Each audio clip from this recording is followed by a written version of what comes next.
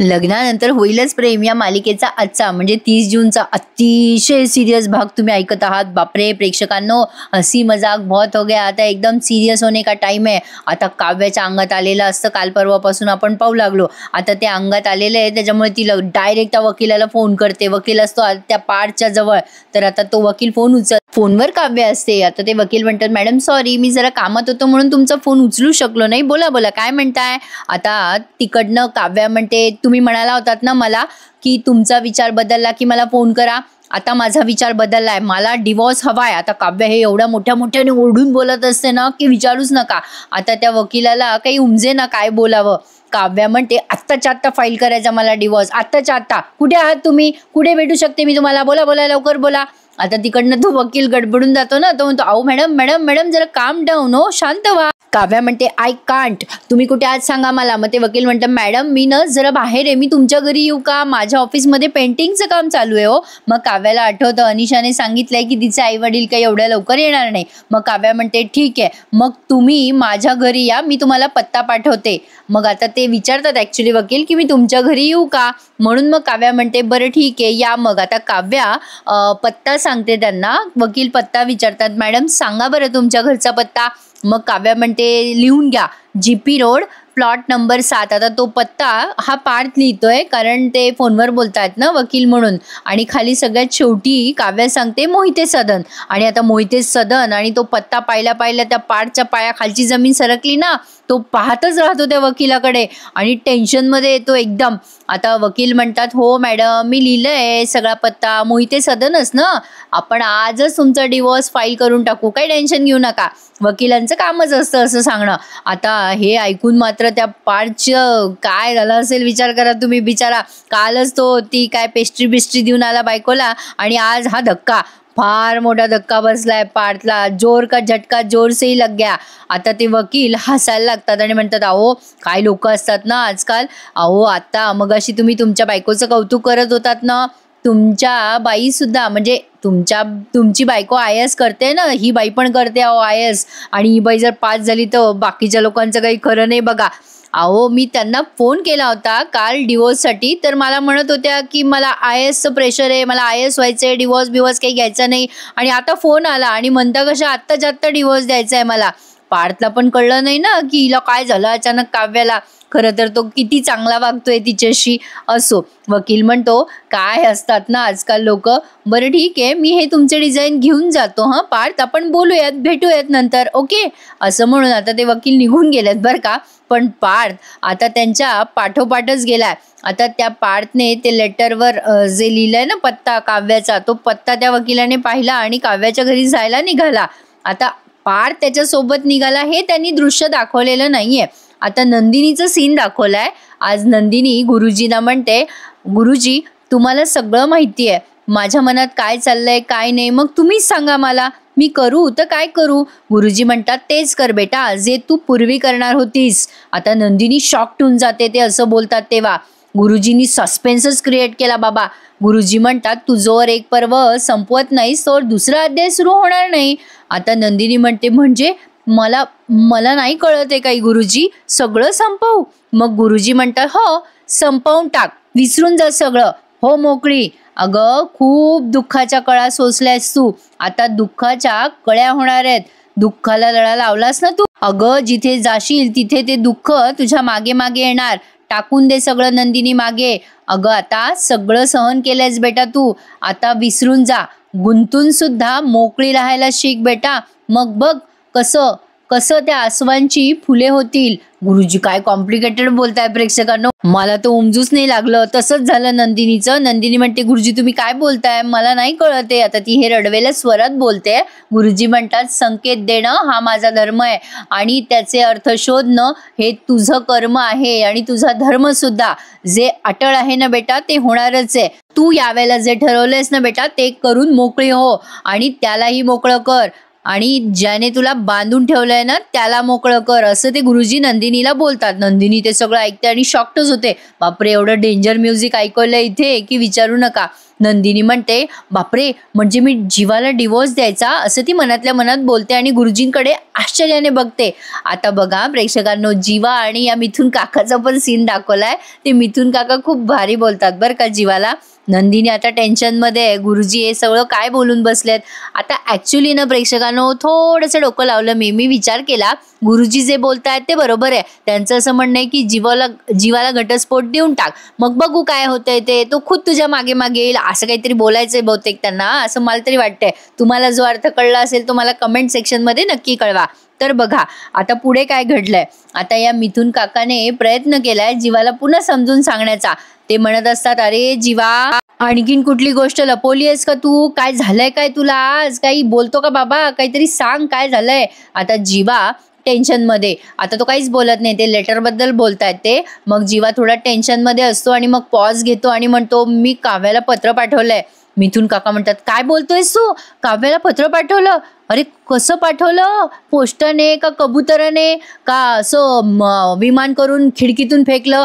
आता जीवा चिडून म्हणतो, ए काका काय मस्करी लावली रे. मग मिथुन काका एकदम सिरियस होऊन म्हणतात, अरे मी मस्करी लावली नाहीये, तू मस्करी लावली आहे.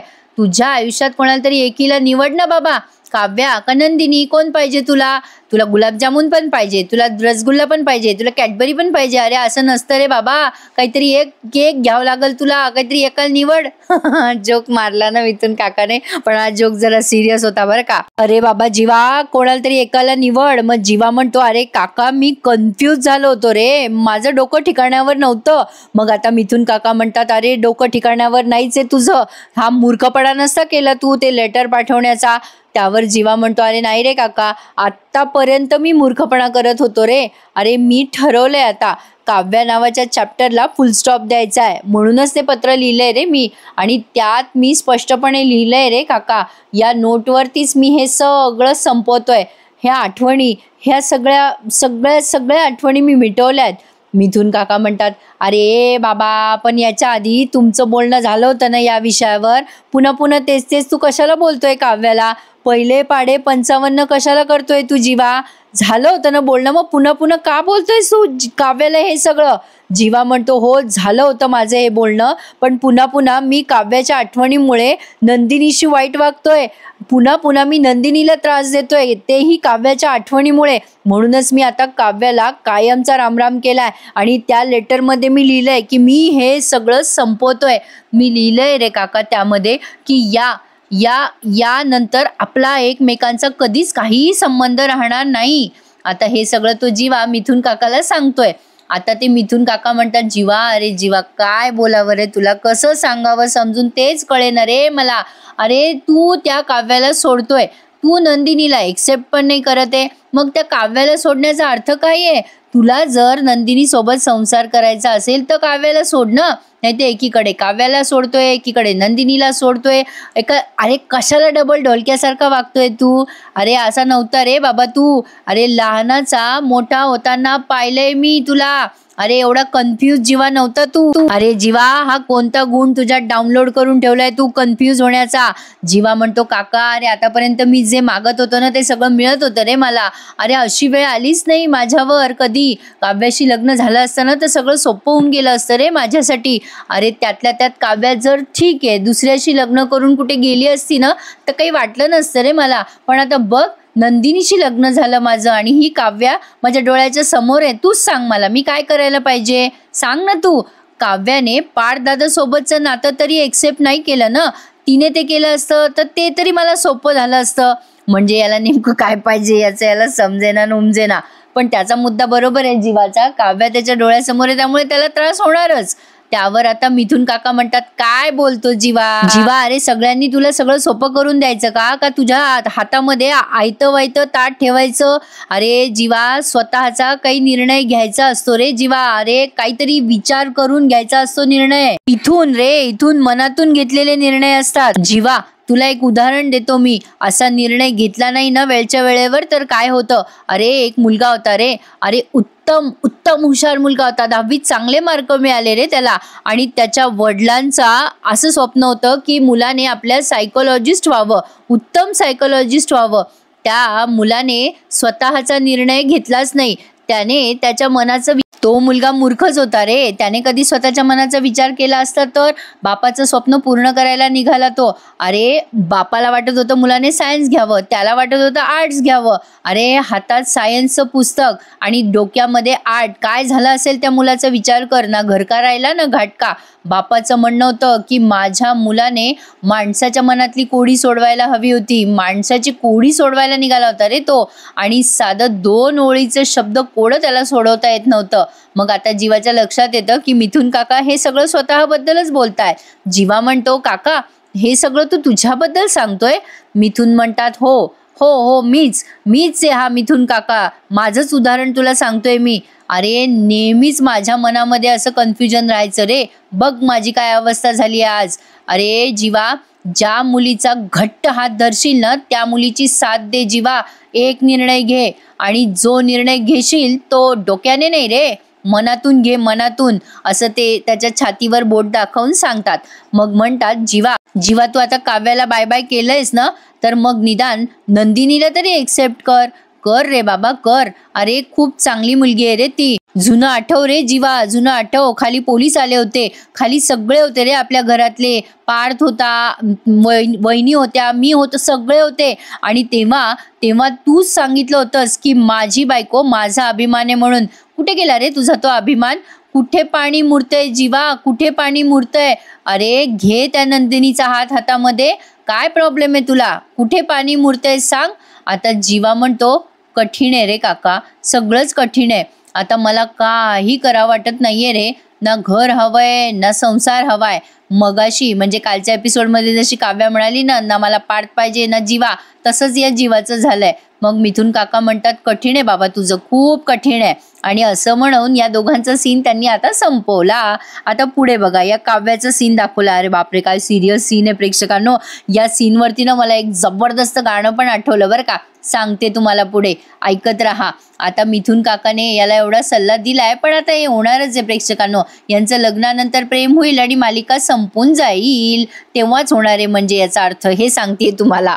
बघा पुढे काय झालं. काव्या त्या वकिलाची वाट बघत असते आणि ती खूपच अशी तगमग करत असते. कधी येणार आहेत हे वकील, किती वेळ झाला अजून आले नाहीयेत. आता तेवढ्यात दारावरची बेल वाजते आणि ते किल्लेदार वकील येतात. आता हा सीन ना प्रेक्षकांनो थोडासाही स्किप करू नका, मजा आली आहे या सीन मध्ये. आता ते वकील आल्यानंतर काव्या त्यांना म्हणते या ॲडव्होकेट किल्लेदार. आता ते किल्लेदार घरात प्रवेश करतात आणि त्यांच्या नंतर लगेच पार्थ घरामध्ये येतो. आता काव्या पार्थकडे बघून शॉक्ड होऊन जाते आणि पार्थ तर बिचारा ऑलरेडी शॉक झालेला असतो काव्याच्या या डिसिजनमुळे. त्या पार्थची काय चूक आहे बरं बिचाऱ्याची. आता तिला काही उमजत नाही. खूप वेळ पार्थ आणि काव्या दोघेही एकमेकांकडे बघतात. मग ते ढंगचिक म्युझिक लागतं बरं का. आणि मग पुन्हा त्या गुरुजींचा आणि नंदिनीचा सीन दाखवलाय. आता नंदिनी तिथून उठून जात असते गुरुजींच्या तिथून. तेव्हा मानिनीताई म्हणतात काय झालं ग नंदिनी, अगं बस ना गुरुजींकडे, अगं बस मी शिरा आणलाय. आता ही नंदिनी म्हणते नको मला काम आठवलंय मी जाते. आता नंदिनी गडबड निघून जाते. मग मानिनीताई म्हणतात काय हो गुरुजी काय झालं नंदिनीला. आता गुरुजी नंदिनीकडे बघतात आणि मानिनीताईंना म्हणतात सापडलं, तिला उत्तर सापडलंय. मग मानिनीताई म्हणतात उत्तर सापडलं म्हणजे गुरुजी. आता गुरुजी मानिनीताईंच्या प्रश्नाचं उत्तर देत आहे. ते म्हणतात मानिनी तुला हल्ली फारच प्रश्न पडतात ग. आणि शिरा चांगला झाला बरं का मानिनी, साखर पण मस्त विरघळली आहेस. तुझ्या संशयाचं काय झालं ग मानिनी, तो विरघळला की नाही. आता हे गुरुजी मनकवडे आहेत असं मला आता वाटायला लागलंय. मानिनीताई घाबरून म्हणतात संशय, कसला संशय. गुरुजी म्हणतात अगं मानिनी तुझी शोध मोहीम चालू आहे ती कुठवर आली.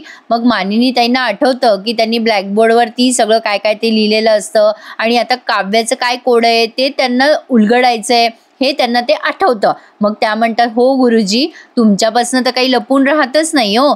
नाही म्हणजे या मुलांच्या मनामध्ये नक्की काय चाललंय, काय लपवत आहेत ते मला कळतच नाही हो. ते सगळं शोधाशोध करायचा प्रयत्न करते मी तुम्ही मला सांगितलंय ना गुरुजी, तुम्ही सांगितल्यापासून मी लक्ष देऊ नये हो, माझं कर्तव्य मी बजवायचा प्रयत्न करतेय. अगदी माझं सगळ्यांकडे लक्ष आहे हो गुरुजी. काव्या, नंदिनी, जीवा. आता ते गुरुजी म्हणतात पार्थचं काय, पार्थकडे आहे का तुझं लक्ष? तेव्हावर त्या मानिनी म्हणतात अहो गुरुजी पार्थचं काय, त्याच्यासारखंच त्याचं आयुष्य खूप साधं सरळ आणि शांत आहे हो. त्यावर ते गुरुजी म्हणतात अगं मानिनी, साधं सरळ काही नसतं. अगं हे सगळं वादळापूर्वीची शांतता पण असू शकते. मानिनी ताई घाबरतात आणि म्हणतात गुरुजी वादळ? पार्थच्या आयुष्यात कोणतं वादळ येणार आहे आता? त्यावर ते गुरुजी म्हणतात ते नाही सांगू शकत मी तुला. मानिनी, वादळ आलं असेल किंवा येऊही शकतं किंवा कदाचित आलंही असेल आणि ते वादळ कसं शमवायचं का ते वाढवायचं, आता हे सगळं पार्थचा शहाणपणाच ठरवेल. आता हे ऐकल्यावर मानिनी ताई अजून टेन्शनमध्ये, अरे देवा आता काय नवीन आहे, तमाशा आहे. आता बघा प्रेक्षकांनो, पार्थ आणि काव्याचा सीन काय जबरदस्त दाखवलाय. वकील टेन्शनमध्ये येतात बरं का या दोघांना एकमेकांकडे बघून. म्हणजे हे दोघं सारखे एकमेकांकडे बघतायत ना, त्यामुळे वकील जरा विचारात पडलाय. आता तो म्हणतो हॅलो काय झालं मॅडम, तुम्ही मिसेस काव्या ना? नाही म्हणजे तुमचं पूर्ण नाव सांगाल का? आता वकील जेव्हा काव्याला असं बोलतात तेव्हा काव्या पार्थकडेच बघत राहते. आता पार्थ हळूहळू तिच्या समोर आलेला दिसतोय. आता तो तिच्याकडे बघतच राहतो, पण काव्याला काही पार्थची नजरेला नजर देता येत नाहीये. आता काव्या म्हणते तुम्ही तिला कळताय म्हणजे बोलता येत नाहीये. ती वकिलाला म्हणते तुमचं पूर्ण नाव काय आहे? त्यावर वकील म्हणतो अहो मॅडम माझं समीर किल्लेदार नाव आहे, पण मी तुम्हाला तुमचं नाव विचारतोय ना, तुमचं नाव सांगा मला. काव्या आता पार्थला बघून एवढी गडबडून गेलेली असते, कारण पार्थ एकटक तिच्याकडे बघत असतो. तिला काही उमजे ना त्या वकिलाशी काय बोलावं, ती काय बोलत असते तेही तिला कळत नसतं. ती वकिलाला म्हणते मी काय म्हणते तुम्हाला मिस्टर किल्लेदार, आपण नंतर भेटूयात का? आता तिला बोलता पण येईना धड, तिचे ओठ थरथर कापताय असं दाखवलंय. वकील म्हणतात काय बोलताय मॅडम तुम्ही? मग काव्या म्हणते मला हे म्हणायचंय की प्लीज तुम्ही मीटिंग कॅन्सल कराल का? पार्थ नुसता तिच्याकडे पाहतोय बरं का प्रेक्षकांनो, तिला काही उमजे ना काय बोलावं त्या वकिलाशी. छान दाखवलाय त्यांनी हा सीन, अतिशय सुंदर. तर आता बघा ते वकील म्हणतात काय बोलताय मॅडम तुम्ही? अहो तुम्ही मला इथं तुमच्या घरी आल्यावर सांगताय की मीटिंग कॅन्सल करायची म्हणून. आता ते वकील म्हणतात बघा ओ मिस्टर पार्थ, मी म्हटलं होतं ना तुम्हाला मगाशी, अहो काही क्लायंट असं असतं बघा ते. आता एनिवे हो पार्थ या काव्या देशमुख आहेत बरं का, आणि काव्या हे मिस्टर पार्थ. आता त्या वकिलाला नंतर क्लिक होतं हे दोघं नवरा बायको आहे वाटतं, कारण ते ज्या पद्धतीने एकमेकांकडे बघतायत ना त्यामुळे त्याला समजलं. तो सारखा त्या दोघांकडे बघायला लागतो आता, आणि त्याच्या मनातल्या मनात तो विचार करतो अरे देवा हे दोघं नवरा बायको दिसताय. मागचं सगळं त्याला व्हिज्युअलाइज होतं नेहमीप्रमाणे, मागचा पास्ट भूतकाळ दाखवला त्यांनी, आणि तो वकिलाला कळतं की अरे या बाईने नवऱ्याचं नाव लिहिलं नव्हतं, म्हणजे हासीचा नवरा आहे वाटतं पार्थ देशमुख, नुसतं देशमुख लिहिलं होतं या बाईने, असं त्याला सगळं समजलं. आणि त्याने तिथून कल्टी मारायची ठरवली, कारण त्यातच त्याचा शहाणपणा होता हे त्याला समजलं. तर आता तो म्हणतो मिस्टर पार्थ मी येतो हं, असं म्हणून आता तो चुपचाप तिथून निघून जातो बिचारा वकील. पण आता बघा प्रेक्षकांनो, पार्थने अतिशय सुरेख उत्तर दिलेलं आहे काव्याला. फक्त ते वकील म्हणतात थँक्यू हं पार्थ देशमुख, मला इथे ड्रॉप केल्याबद्दल, आणि ते तिथून निघून जातात. आता वकील गेल्यानंतर काव्या हळूच म्हणते पार्थ आत या ना. तर पार्थ आता हळूहळू आत येतो, आणि काव्या आता त्याला म्हणते काही हवंय का पार्थ, चहा वगैरे घ्याल का? आता काव्या नॉर्मल झाली बरं का पार्थला पाहिल्या इतक्या वेळची आरडाओरडा करत होती, तनतन करत होती, पण आता त्याला बघते आणि म्हणते काय घेणार पार्थ तुम्ही? आता पार्थ तर काही बोलेच ना. आता ती जेव्हा असं बोलती ना तेव्हा इतका सुरेख उत्तर देतो पार्थ. तिला म्हणतो माझ्या फिलिंग्स हव्यात मला. काव्या त्याच्याकडे पाहतच राहते. आता किती वेळ ते आ करून ते त्यांच्या भोवती कॅमेरे फिरवलेत गोल गोल. मग आता काव्या त्याच्याकडे बघते आश्चर्याने. आता पार्थ म्हणतो काल रात्री मी तुम्हाला रेड वेल्वेट पेस्ट्री आणून दिली, ती आणताना माझ्या मनात ज्या फिलिंग होत्या ना काव्या, त्या देताल का हो परत मला? काव्याला उमजतच नाही आता पार्थला काय उत्तर द्यावं. पार्थच्या भावनांचा खेळखंडोबा केला काव्याने, असं पार्थला म्हणायचंय. बघा आता पुढे काय बोलतो तो. गुढीपाडव्याच्या दिवशी तुम्हाला गजरा दिला होता मी काव्या, तो तुम्ही पायऱ्यावर फेकून दिला होतात. तो गजरा देताना माझ्या मनात जी आपुलकी होती ना ती मी परत घ्यायला आलोय. रागाच्या भरामध्ये कडुलिंबाची पानं खाल्ली होती तुम्ही, तेव्हा श्रीखंड आणताना माझ्या मनात जी काळजी होती ना ती काळजी परत घ्यायला आलोय मी काव्या. आता काव्याच्या डोळ्यात आलंय पाणी. पुढे पार्थ म्हणतो, तुमच्यासोबत वडाच्या झाडाला प्रदक्षिणा मारताना, नको असलेल्या लग्नासाठी सप्तपदी चालताना तुम्हाला जी वचनं दिली होती ना ती मी परत घ्यायला आलोय. काव्या बघतच राहते पार्थकडे. पुढे पार्थ म्हणतो, जमेल का हो काव्या तुम्हाला ते सगळं परत द्यायला?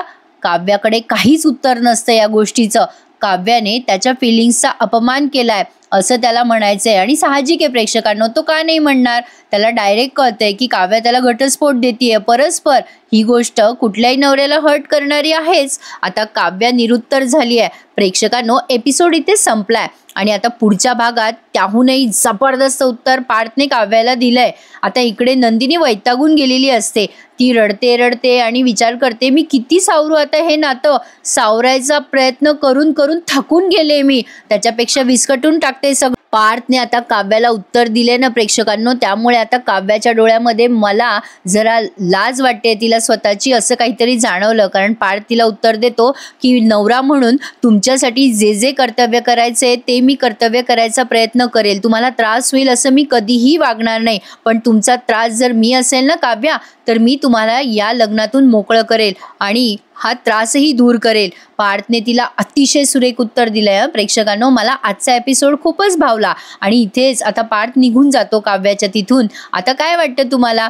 काव्या पार्थला खरंच घटस्फोट देईल का? होईल का या लग्नातून मोकळी? आणि नंदिनी सुद्धा या दोघांच्याही मनाची द्विधा परिस्थिती दाखवली आहे आणि आपल्या सगळ्या प्रेक्षकांना टेन्शन. तर बघत राहू. लग्नानंतर होईलच प्रेम. कधी होते ते आपलं वाट पाहिजे आपल्याला.